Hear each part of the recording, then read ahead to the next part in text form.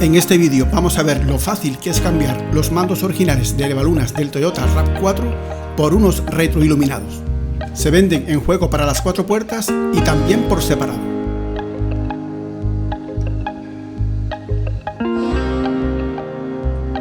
En este modelo vemos que son idénticas, excepto el color negro de la base. Se aprecia buena calidad en los materiales. Aquí vemos cómo se ve en la oscuridad. Aquí vemos el interruptor individual o simple. Aquí vemos cómo se ve en la oscuridad. El montaje es muy fácil. Solo hay que levantar la carcasa.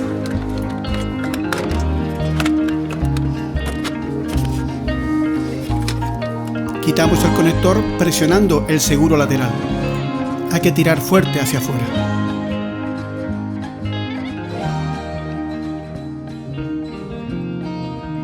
El mando va atornillado a su carcasa.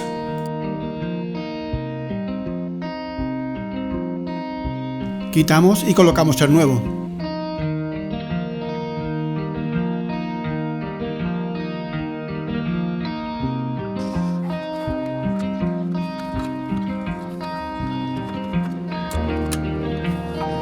Colocar y apretar. Aquí podemos apreciar la diferencia con el original. Para el resto de las puertas es igual. Solo hay que separar y levantar la carcasa.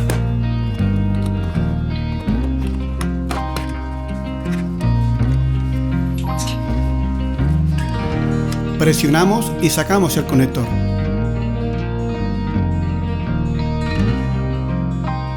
El interruptor sale de su alojamiento presionando la pestaña y tirando hacia arriba.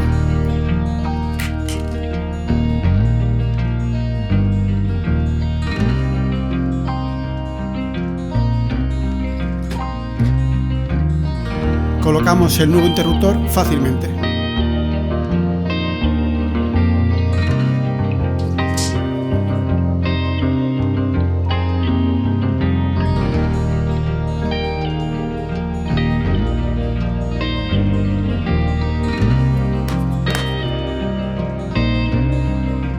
Funciona de forma permanente tras poner el contacto, es decir, no lo activa la iluminación del vehículo. Apagamos la luz y lo vemos mejor. Quito contacto y vemos la diferencia. Ya tenemos las puertas iluminadas de una forma fácil y rápida.